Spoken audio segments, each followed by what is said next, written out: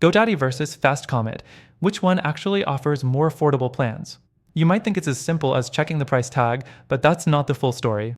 By the end of this video, you'll know which one gives you the best value for your money, and there's even a better option you might not have considered. First off, pricing.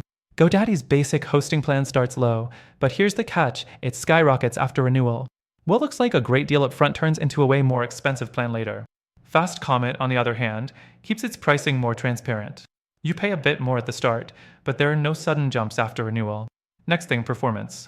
GoDaddy has solid uptime, but their shared hosting can get sluggish, especially during high traffic periods.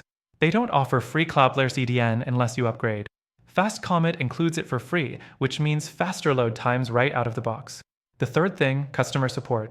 GoDaddy support has improved, but it's still hit or miss. Long wait times, upsells, and scripted responses can be frustrating. FastComet? They're known for fast, helpful support with real humans solving issues quickly. The fourth thing, extra costs. With GoDaddy, things like backups, security, and SSL certificates often come as paid add-ons. FastComet includes most of these for free. So while GoDaddy seems cheaper at first, the real cost adds up. The last thing, ease of use. GoDaddy's interface is beginner-friendly, but they push upsells aggressively, which gets annoying.